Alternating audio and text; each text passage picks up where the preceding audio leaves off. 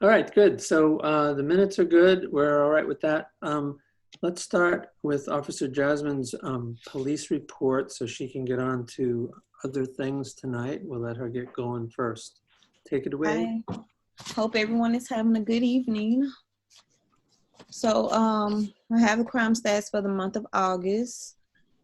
Based on the crime stats that I pulled, they are a little different after I was able to go inside and review all the reports for each. We end up having a total of 27 crimes for Benton Park. 2 of them were aggravated assaults, where one was an assault first. That subject has been identified and it's an ongoing investigation. The second one was a UUW, where that subject has also been identified and has also been placed out wanted. So we're just waiting on the officers to go and try to make an arrest on that one. On the report, it was showing that we had a total of 5 burglaries after going through the reports. 2 of them were able to be reclassified to just stealing from a building, like from a garage. So we end up having a total of 3 burglaries for the month. And then for auto thefts, we are at a total of 7. 5 of those vehicles have been recovered, so 2 are still out active. And then as far as larcenies, there were 13 larcenies, but I also had to include those other 2 stealing from a building, so it brought the total to 15. So we are up in larcenies. For the month, crime is up for Benton Park, but for the year, total crime is down. It's not down by a lot, but it is down. Last year we had 131 crimes. This year we're at 120. And then for the month, like I said, we had a total of 27. Last year, for the month of August, Benton Park had a total of only 10 crimes. So it doubled. Mm-hmm. And that sums up the 27 crimes. If it's any, with the burglaries, we did have 1 resident that was occupied. 2 that were occupied and 1 that was not occupied. Mm-hmm. Did we get in those cases of the 2 that were occupied, they knew the suspects and they have been placed out wanted. I see. Did we get any resolution on the guy who was shooting at the dog that Colin knows about? And Dan? That's still ongoing. I haven't heard anything else about that incident. I did receive an email in reference to it. You guys know anything more from? We really can't discuss it, Don. But it's safe to say that things are under control right now. Okay. Okay. Yeah, and there's not a whole lot that we can discuss other than we can say that he was finally picked up and he is no longer at that property, but we don't know for how long. But he is not at that location. He is under watch. So. I see. Okay. And the neighbor that had to move out because of threats, are they able to come back home? I spoke with them today, and that's kind of ongoing too. I see. All right. It's very little because of HIPAA. We can't really discuss a lot. I appreciate that. I understand that. Yeah. Okay. Anything else? Questions for Officer Jasmine there? Anybody got? What's that hand I see?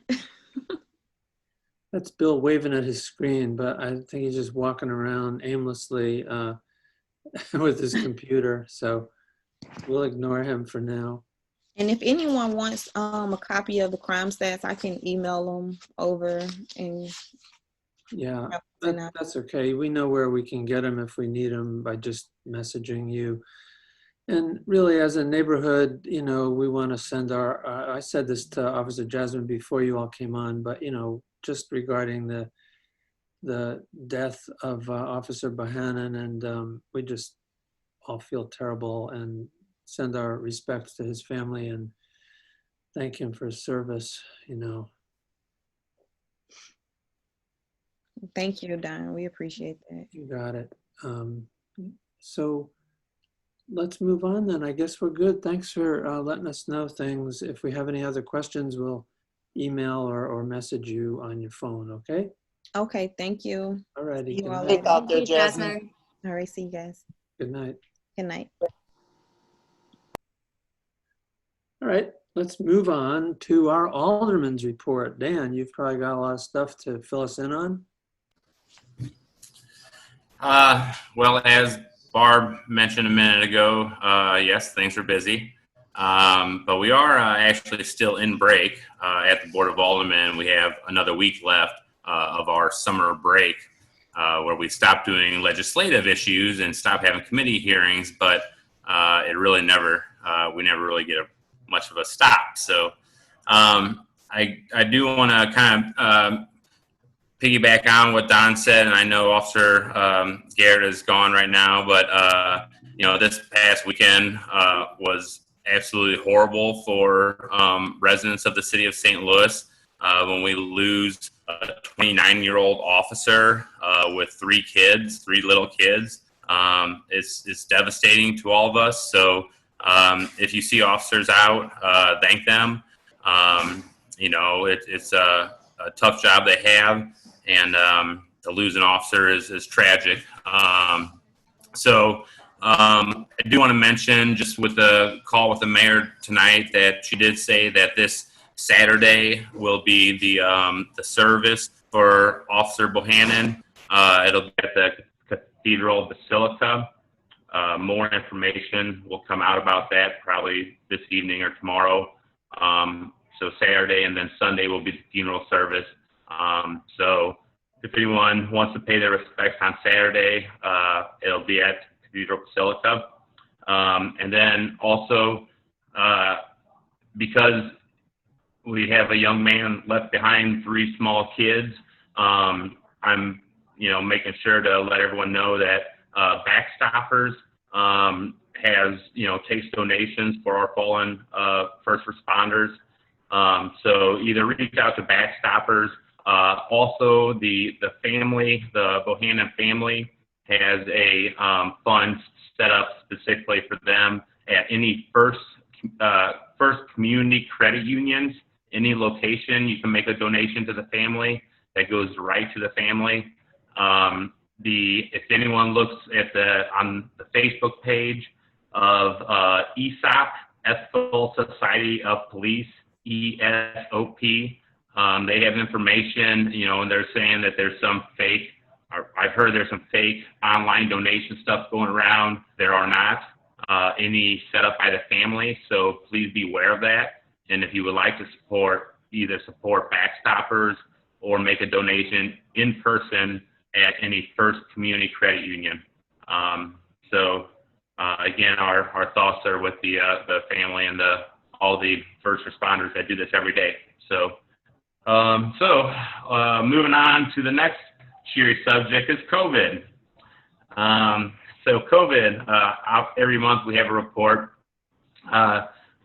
So right now, as of next Monday, Labor Day, the current executive order for bars and restaurants closing at 11 p.m. was supposed to be lifted as of next Monday. From the call tonight, it sounds like we're probably going to extend that. Our numbers have decreased quite a bit without having people, especially young people, partying at bars from 11 p.m. until 1 a.m. or 3 a.m. So it looks like we're going to continue with that, bars and restaurants closing at 11, starting next Monday. But you may have noticed, though, the Metro East, as of today, has closed all in-person dining rooms and bar service. So we're doing our best to try not to do that again. And so please, continue with what we're doing, but continue to encourage your friends and family and the people that you follow on Facebook or social media. Let them know that this is real. And, as of today, you can't go sit in a restaurant in St. Clair County, Belleville, where I'm from. So we don't want to get there in the city, so continue to be smart. But the positive thing is our cases are going down. In our 7-day moving average, our cases, we've had some spikes, but our cases are continuing to go down. We do want to continue to let people know our playgrounds are closed. A lot of people have been pulling the tape off the playgrounds, and people have been reaching out to me saying that they're seeing people on playgrounds. They are closed, so if you're a parent, please don't take your kids to the playgrounds. And if you see people that are playing on them, you can call Citizen Service Bureau 622-4800, and you can report playgrounds being used, and then the Parks Department will come put the tape back up. So please remember that playgrounds are still closed. We still have COVID, and just be smart. So we've talked a lot in the past few months. We did extend. We put $2 million more dollars into the mortgage assistance and the rent assistance. So please, if you know someone, have them apply. There's a total of $7.2 million in there now, and it's all being run basically through other service providers. So you give the information to the city website or phone number. You can call them, and then they will put you in touch with a counselor that will interview you. So, but we still have that, and also there was another delay of evictions that came out this week from Judge Burleson. So we're now we're halting evictions through October, but we are only halting them for financial COVID-related issues. We are not stopping evictions for any house that's been a problem property, nuisance property, a drug house. We're not stopping those evictions. So that's still going on. But if someone can prove that they've gotten financial hardship because of COVID, like being off work since March, we are stopping evictions for those people. So pass that along too. Can I add something to that, Dan? Yes, please. There were a couple of property owners who went to have their evictions serviced by the sheriffs for problem properties. Please get the word out. Apparently, what has to happen is an attorney has to file a Chapter 441 for an expedited eviction in order for it to be considered a nuisance.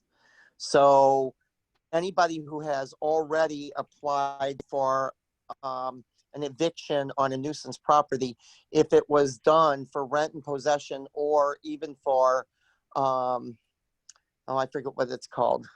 Anyway, but it has to be done by an attorney doing a Chapter 441. That's what the sheriffs are telling them.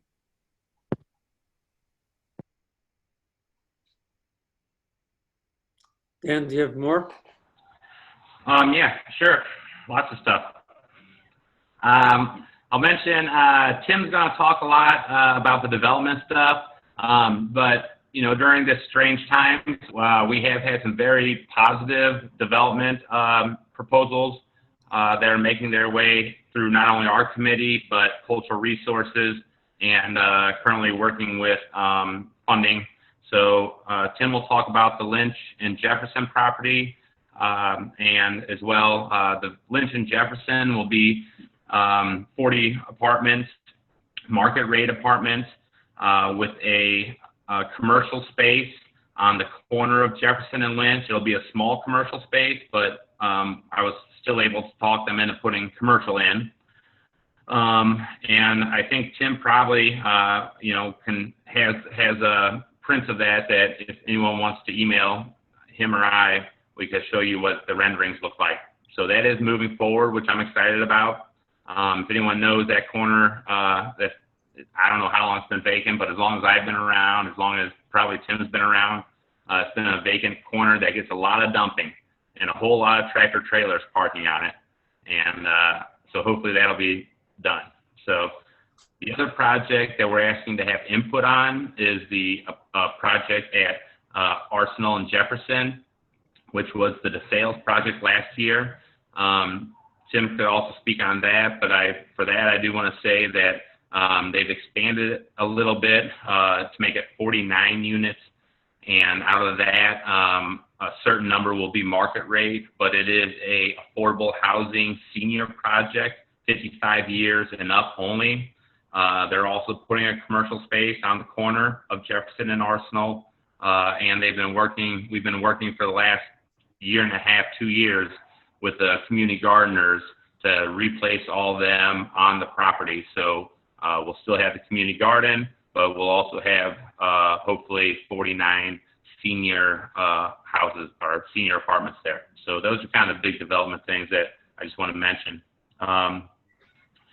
With the crime stuff, again, to go back to that, and Barb will talk more on it, but I want to just give a shout that I probably get one phone call a day about a catalytic converter being stolen, and most of them are coming off of Honda Elements. So if you have an Element bill, be careful. You can buy a case to put over it or underneath the car to hold them up. But you know, they're stealing them in the middle of the daytime. The other thing, if you see something suspicious around an Element, please call police.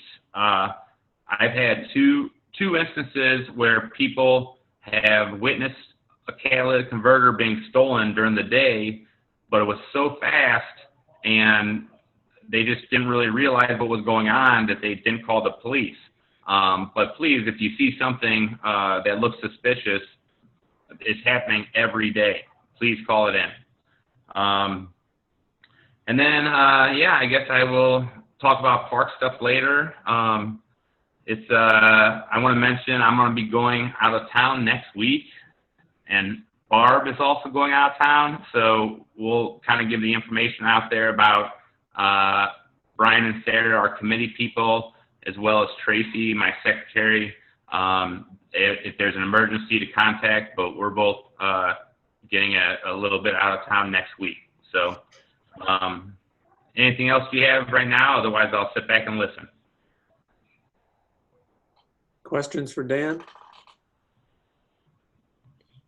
All right, feel free. Should you think of any, just throw them in the chat. I see one thing in chat right now.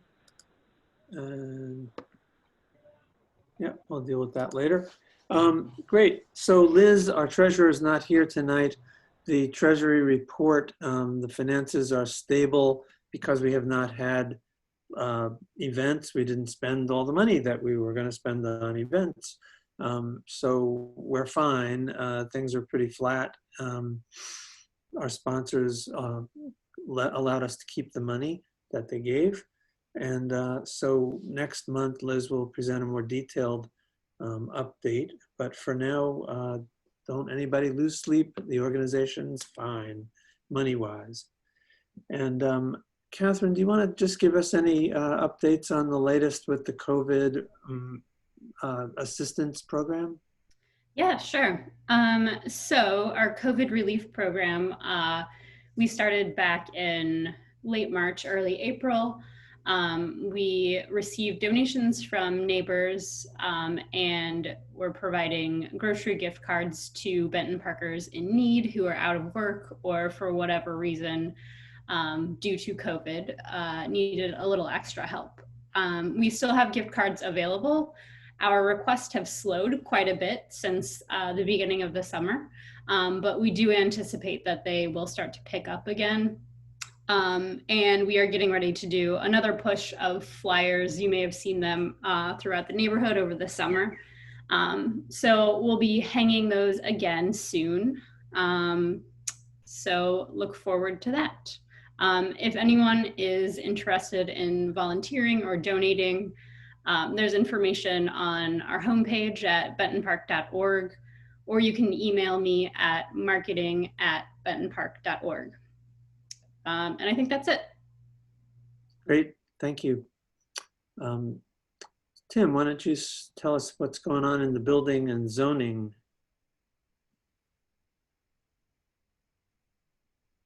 You're on mute still. Yeah. There you go. Yeah. Okay. So I got that. Let me get to my agenda. So as Dan shared, we do have two very significant developments The first one is at the corner of Jefferson and Lynch, and I believe that's 42 units, and they will provide parking, within the building. So that's been a sticking point that they're able to provide that. And then the other is with DeSales. And there was a couple modifications visually that we were requesting, to the building. And we have yet on both of those to actually pen the letter. So that is moving ahead. We had one development request of neighbors, Joe and Amanda Ramaker on Missouri, just south of the Benton Park. And so their architect, from what I can tell, got a little ahead of himself as far as not properly, or the city, perhaps dropped the ball. So there was a little confusion as far as what they were applying for, building permit versus zoning. So we'll be working, with them, and then Cultural Resources Office as far as their construction of a 4-car or 4-bay garage porch, and then an enclosed, shed building, for the side and back of their property. We did have another, a new townhome infill at 2101 Lynch. So this is a corner site. It has been vacant. Another one that has been vacant as long as anybody can remember. So there will be 2 townhomes constructed on the site, and that's moving ahead. The developer is moving ahead with the drawings on that. So the preliminary plans that were shared with us, this will prove to be a very attractive addition to the neighborhood.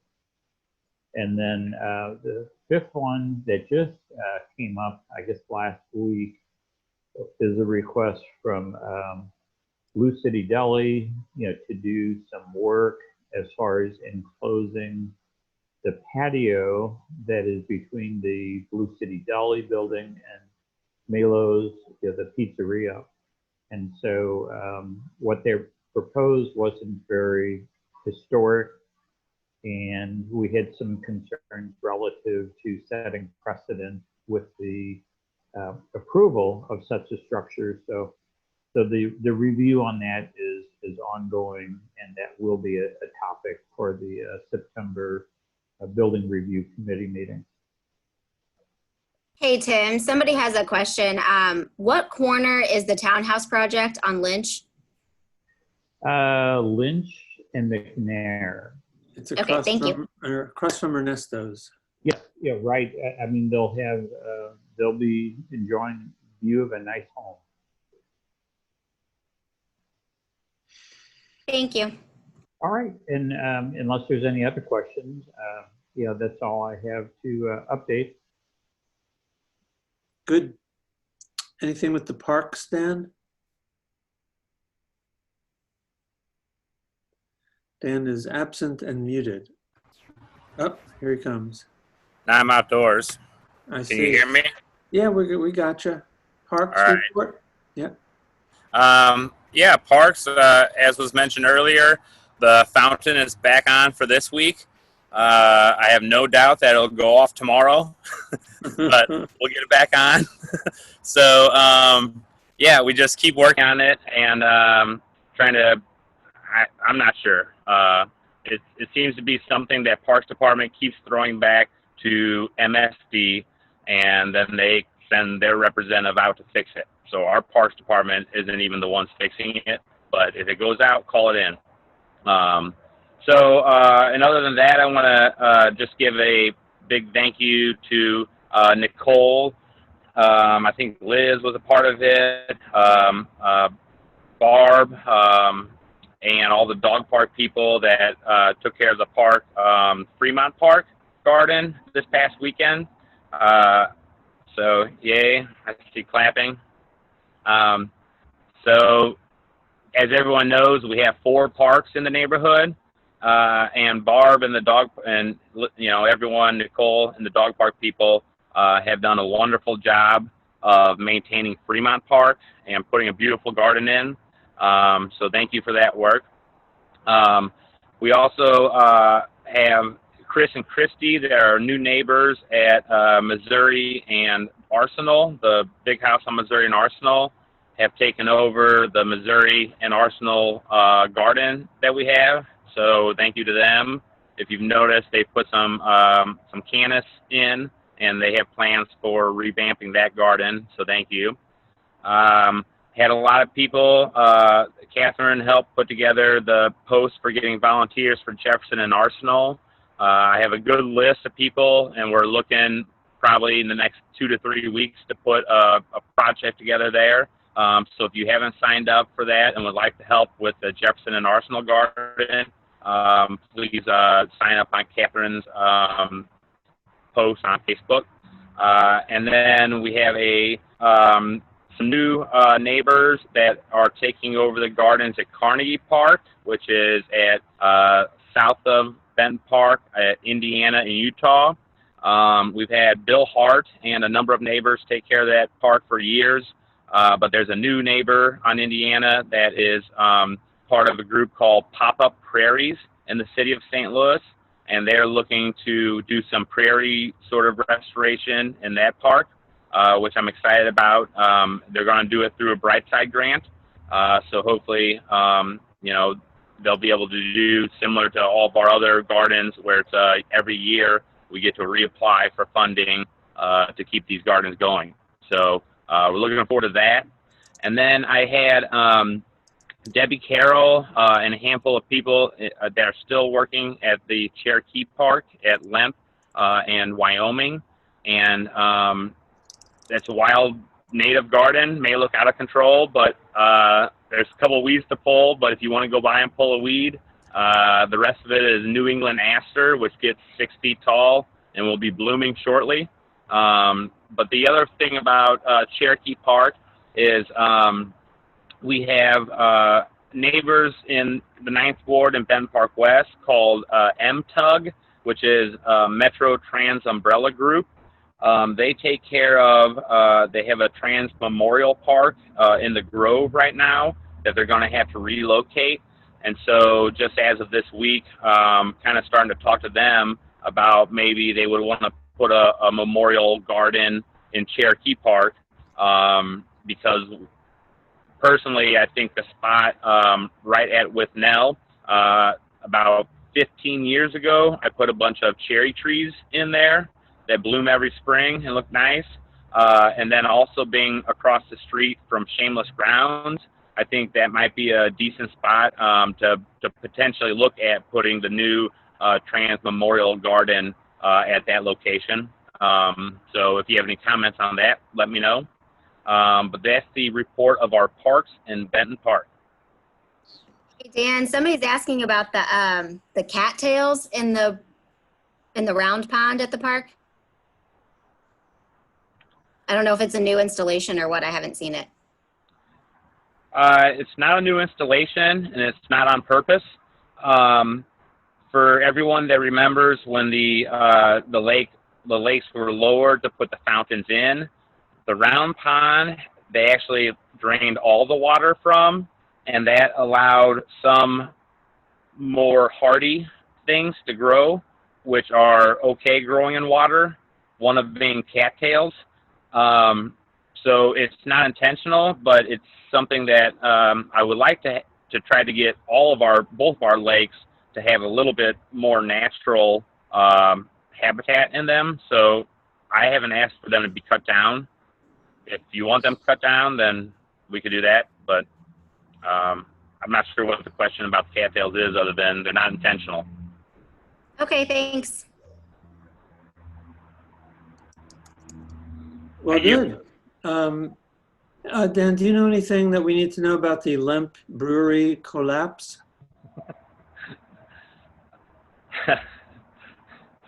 Just another week in the neighborhood.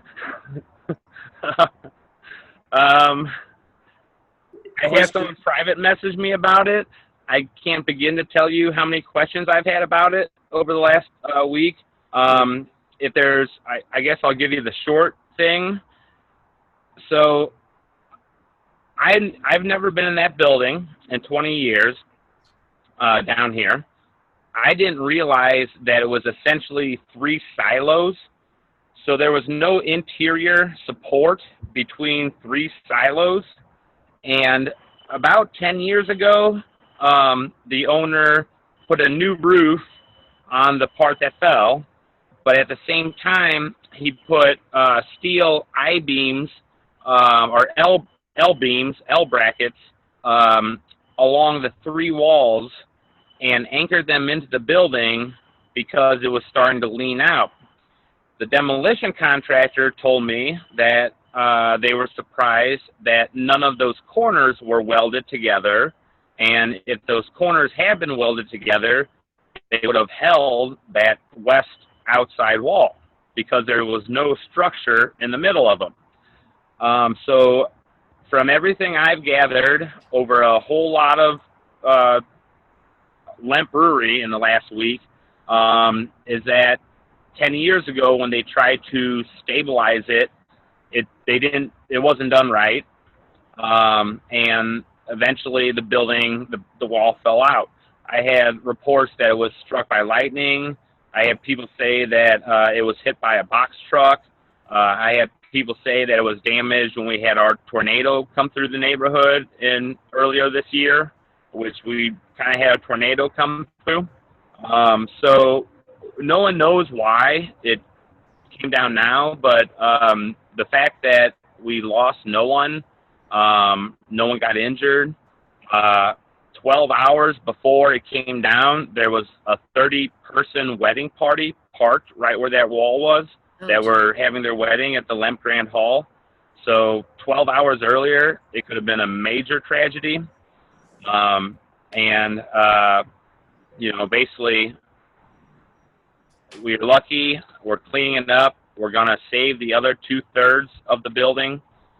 And we are having the building division inspect all other 28 buildings with a drone to look for cracks and look for parapet walls and things that we normally don't get inspected. We're doing a thorough inspection of all that building, as well as the Falstaff Brewery that is up at Gravois and Lemp, which is the other major brewery that has 100-year-old buildings that are falling. That's what we're trying to do. Sashi, we're looking at hundreds of millions of dollars to develop either one of those projects. And Sashi, who owns Lemp, or Hilliker Foundation or Hilliker Corporation that owns the Falstaff, neither one of them are putting the money into them that they need to. So I will just keep fighting that and keep trying to get them to save buildings. So. All right. Well, that's the Dan. good. Specific questions about Lemp? There are a couple of other questions. One more related to Lemp while we're on it. Barb from the dog park is the person who really earns the kudos for the park at Fremont. But she was asking, since all those bricks are there, can the dog park take some to line the garden? Absolutely not. Okay. Sashi, the owner, and the demolition contractor have it blocked off.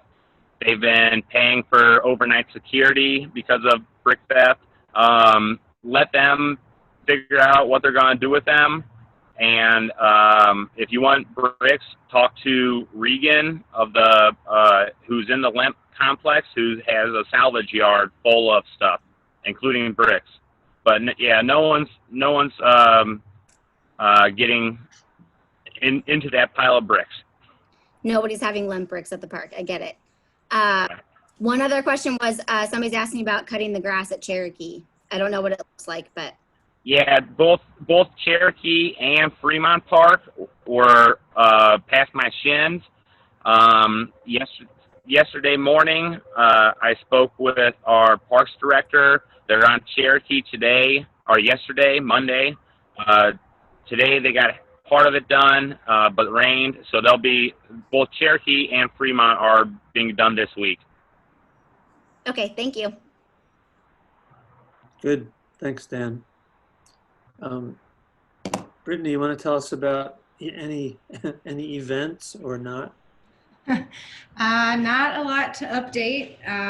We don't have anything in the works right now. We're still kind of just playing it by ear with the city regulations.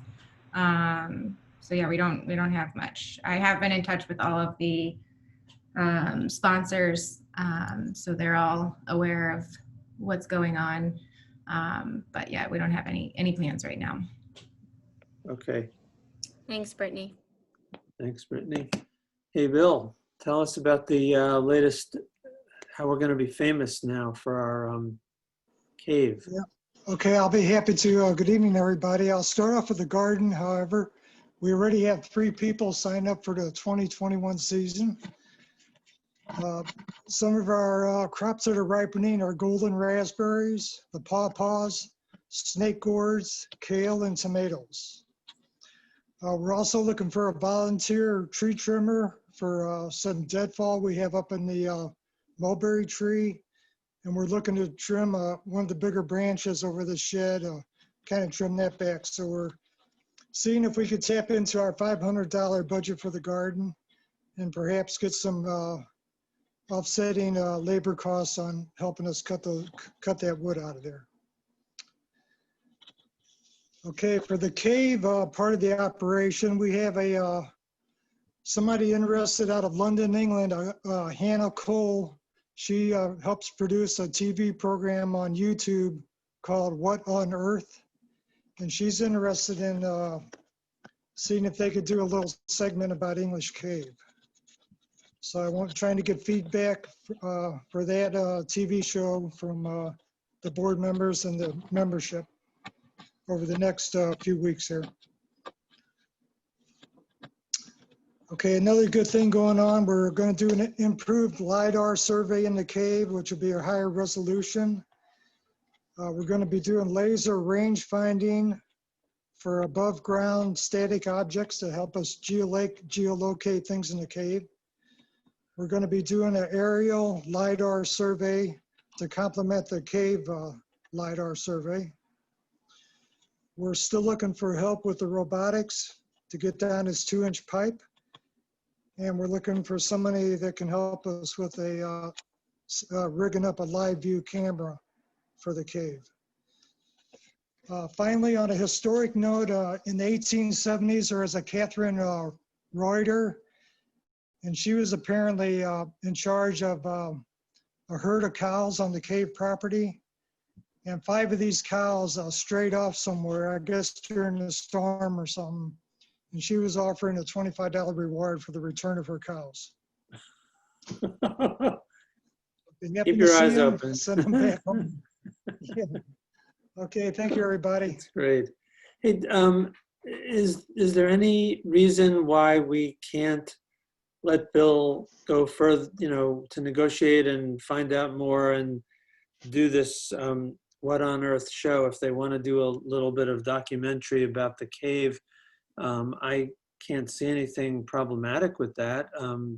Dan, from a point of view of the city or anything, anybody else have any thoughts on that, just to give Bill some feedback? Tim here. I would say just negotiate that we could keep the URL on our website, so people visiting the Benton Park website would be able to find a link easily to this production that they're doing. Mm-hmm. Okay, thank you, Tim. Yeah, it doesn't sound like it's the kind of thing that could result in bad publicity for us necessarily, right? I mean, we would just want to be on the lookout to not have anything embarrassing or unethical or illegal or whatever. So if you keep your ears open for anything like that, otherwise it sounds like it would be fun. Yeah, that's true. On our other web articles, we've had over 20,000 viewers, so a lot of people know about what we're hoping to do down there. Yeah, Yeah. Why don't you look at some of their other productions and see if you can kind of scope out their editorial sensibility and whether they like to make things into dramas or hit pieces, or just things you'd want to stay away from. And if it's just fun, like look at this, then yay. Yeah. That would be my thought. Okay, I'll be happy to do that down in the board. Thank you.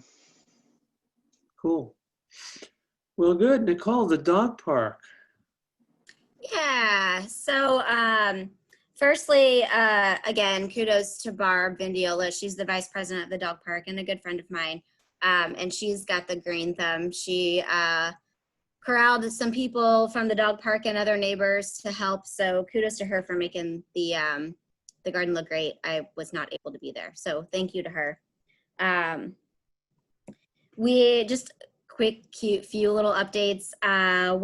One of our other neighbors, Mike Johnson, is going to set some of our maintenance stations a little more structurally sound because they're kind of leaning. So if you remember at the dog park, know that that's going to get fixed soon. We did buy like a little toolbox to keep some tools and stuff in. If you, I don't know, need access to it, just message me. And we are going to probably reseed just a little bit in the fall. I'd like to do a once over of the whole thing. So just know that that's coming. We might shut the park down for a week or maybe 2 to let some grass seed grow. But we've got 85 members and everybody's good and happy and healthy, I think. So we're doing okay. Yay. Oh, that's wonderful. Well, good. I got another request for one of the plaques. So we're down to like 2. I think we'll be getting some new ones and keep them up on the website for sale. Any other new business or things we need to talk about? Does Barb have anything to add? Barb Potts? Yep, Barb, you want to say anything for today? Yeah, there's a lot going on. We have had a lot of issues that I have never seen, honestly, in 28 years of doing this. Problems that have been multifaceted, working with many departments and many, people getting involved. It's really been a village sort of situation on a couple of these issues. And I want to thank everybody who has helped. We've had the police department involved. We've had CIT, which is the crisis intervention team that was involved. We have had, the public administrator. There's been a lot of people involved on a number of different issues in Benton Park. And so I really want to thank them for helping us out on some of these issues. Another thing that it's been brought to my attention is vacant buildings in Benton Park. There is a vacant building on Cherokee that was brought to my attention. There's a vacant building on Wisconsin that's been brought to my attention. And in the beginning, when I had talked with Peter Hoffman from Legal Aid, he is in charge of the Vacant Building Neighborhood Initiative Program. He had said that Benton Park did not meet the criterion for that program. I reached out again to him this week and said, hey, is there any way? He said that he is interested in going ahead and getting involved in Benton Park. However, finances are going to keep him from doing cases against vacant buildings in Benton Park right now. So what he is asking is that he is willing to work with the neighborhood on letters. He's got letters that he can send on doing research on the vacant buildings, doing demand letters to the owners and all that. And he is willing to work with Benton Park on doing those. Those are fairly easy to do and cost, the cost is very little. So I would like to bring that to your attention. If you'd like, we can get started on a couple of vacant buildings that have been brought to my attention. If that's something that Benton Park is interested in. And then if he comes up with money and more attorneys to do the cases where he actually litigates the vacant buildings, then I would like to invite him to one of our meetings to talk about exactly what it is he does. Yes, can you say his name again, please, Barb? Yes, it's Peter Hoffman. Okay, that's I great. don't have his email on me, but I can send it to you, Don. I think I'm friends with him on Facebook. Okay. So first of all, thanks to you, Barb. You know, a lot of times we don't get it, but people are always calling Barb with things that are happening that are sometimes kind of touchy and sometimes dangerous and difficult and scary. And she's like, I was involved in one this week, and it just made me aware to, you know, between Barb and Dan, they often hold a lot of difficult stuff and are trying their best to resolve things. So Barb, you just, while I'm thinking of it, you know about the crisis resolution, Yes. conflict resolution center that I've been involved with, Yes. that does mediation, right? So whenever, if you think it's a kind of thing that could be worked out, talk to me about that and I can, you know, put you in touch, make that happen. Yeah, that's Just not another- a problem. I've used them before. Okay, good. That's great. Yeah, and Thanks, then Barb, I just yeah. want to say thanks to her for all she does. I know I've called her a couple of times recently over stuff that I didn't really want to call the police about. I just knew she was a more like immediate contact. So just appreciate what you do, Barb. Thank you. Yeah, you're like the unpolice. You know, you'll use the police if we need to, but we all know that sometimes we ask too much of the police and they're not the best agency to deal with certain things. So we got to be careful, and you're good with that. So is Dan. So thanks for that. So specific building, the one next to Barbara Nelson on Cherokee. Yeah, she and I, you know, been talking about that, and Dan is in on that also. That one looks like it could actually be like falling down on her backyard and on her property, and there's a tree. Yes. And there's a, yeah, so that sounds to me like whatever we can do to help one of our neighbors to be safe and to try to get some kind of resolution with that. We can talk about it privately. It's not for this meeting, but just for people to be aware that we will try to do the best we can there. Right. I'll be in And touch. then there's another vacant building, the 3017 Wisconsin, that we had gotten some emails concerning that property. And I hope I answered the question.